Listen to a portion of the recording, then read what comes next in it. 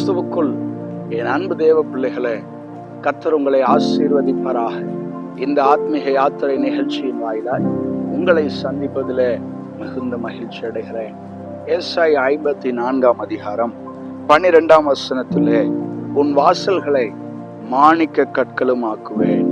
ஆம், இன்று அநேகருடைய வாசல்கள், வீட்டின் வாசற்படியிலே நாம் செல்லும்போது துக்கத்தோடு, கண்ணீரோடு, சமாதானமின்மையோடு கடந்து செல்லுகிறோம்.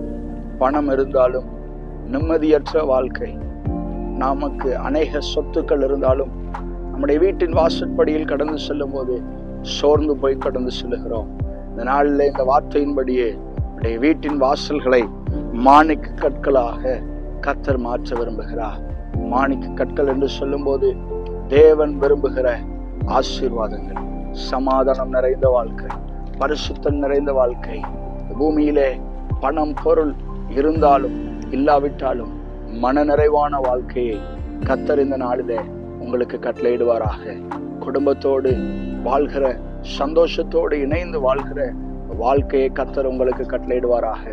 கர்த்தருக்கு பயப்படுகிற மனுஷன் இவ்விதமாய் ஆசீர்வதிக்கப்படுவான் என்று சங்கீதம் 128 சொல்லப்பட்டதின் போல உங்களுடைய மனைவி வீட்டோரங்களில் கனிதரும் திராட்சை கொடியை போல காணப்படுவார்களாக.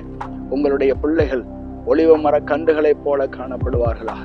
உங்களுடைய கணவன் கர்த்தருக்கு பயப்படுகிற கணவனாக வாழ்ந்து உங்கள் வாசற்படி கர்த்தருடைய மகிழ்ச்சியினால் மாணிக்க கற்களைப் போல மின்ன கர்த்தர் அனுக்கிரகம் செய்வாராக.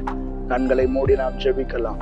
அன்பும் இரக்கம் நிறைந்த நல்ல தகப்பனே, எங்களுடைய வாசற்படியை மாணிக்க கற்களை போன்று வாழ எங்கள் ஒவ்வொருவருக்கும் அனுக்கிரகம் செய்ய போகிற தயவுக்காக ஸ்தோத்திரம். இயேசு கிறிஸ்துவின் இன்ப நாமத்தில் ஜெபிக்கிறோம் நல்ல பிதாவே, ஆமென். God bless you. கர்த்தர் உங்களை ஆசீர்வதிப்பாராக. ஆமென்.